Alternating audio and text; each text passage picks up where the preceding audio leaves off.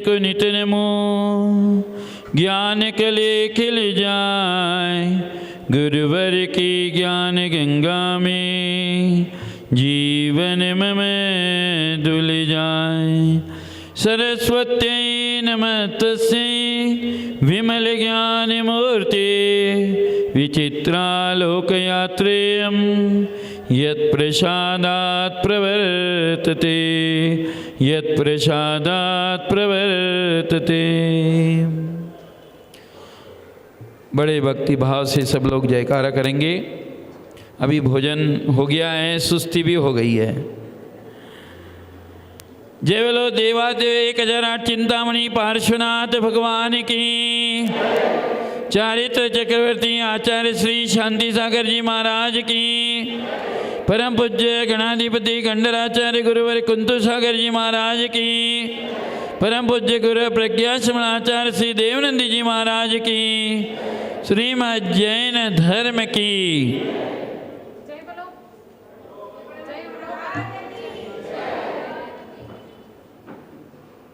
सद्धर्म बंधुओं, आज यहाँ पर ज्ञान देने वाले, शिक्षा को प्रदान करने वाले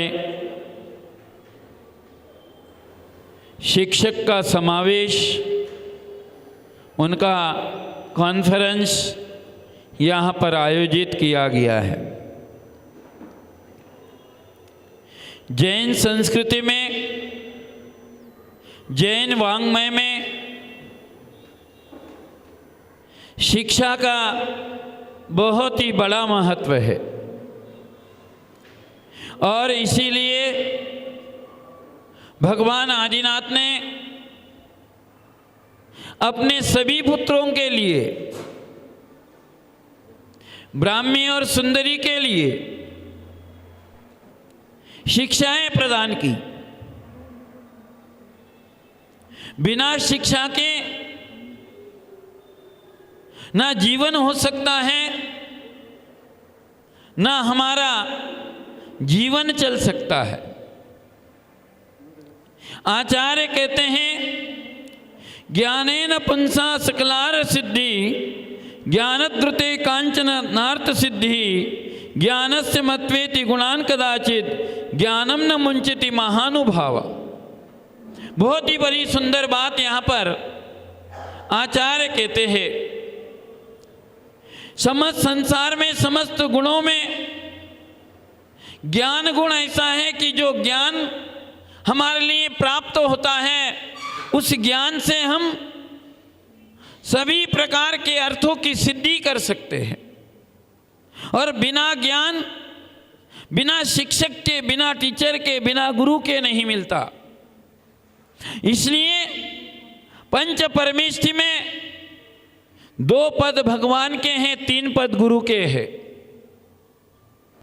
जो टीचर होता है, जो शिक्षक होता है, वो विद्या गुरु होता है।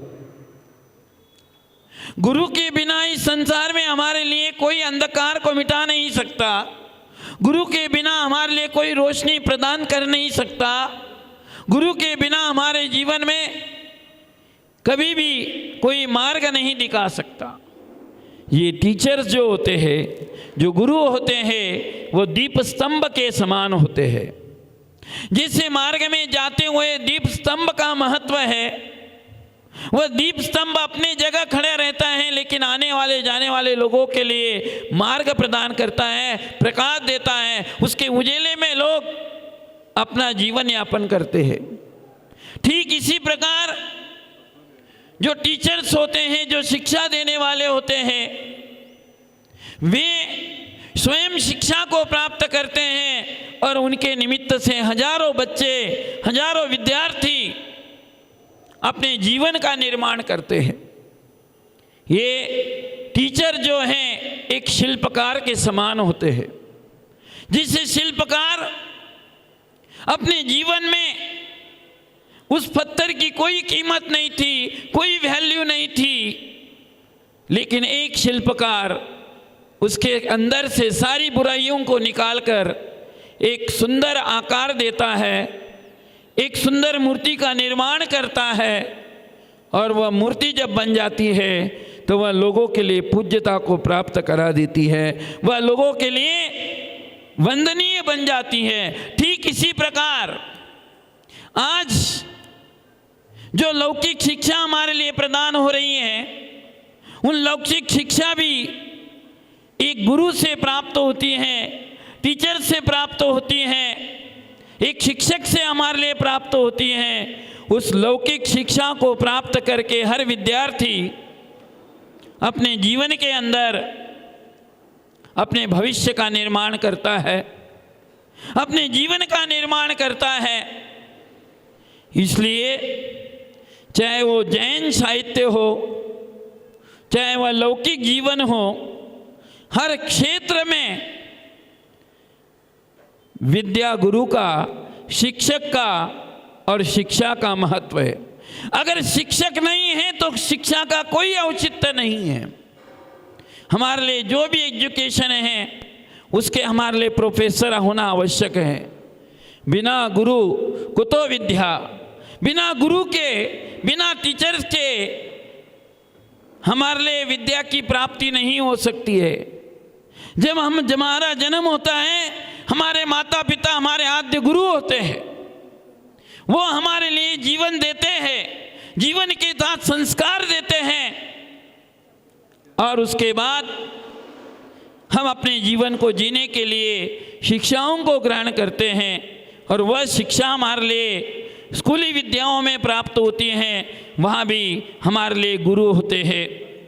तो जीवन में गुरु का बड़ा ही महत्व है, विद्या का बड़ा ही महत्व है, और वह विद्या इन टीचरों के माध्यम से हमारे लिए प्राप्त होती है। बहुत सारे हमारे बेलगांव से, अलग अलग जगह से, पूरे कर्नाटक से काफ़ी टीचर्स लोग आए। कोई कॉलेज में पढ़ाते हैं, कोई बच्चों के लिए स्कूल में पढ़ाते हैं, कोई कॉलेज के प्रिंसिपल से हैं। हमारे कार्यकर्ताओं ने, सो पद्मिनी जी ने जैसी ही जिम्मेदारी ली, और उन्होंने इस शिक्षा टीचर्स को लगभग 13 साल से लगातार इस सम्मेलन को करते हुए हर साल योग्य टीचर्स के लिए अवार्ड देते हैं, ज्ञानश्री नाम का अवार्ड देते हैं। लौकिक शिक्षा हम अपने पेट भरने के लिए लोगों को देते हैं, लेकिन मैं टीचर्स लोगों के लिए कहूँगा कि आप अपने जीवन में धर्म के लिए भी करिए, धर्म के साथ भी योगदान दीजिए, क्योंकि आपके पास ज्ञान है।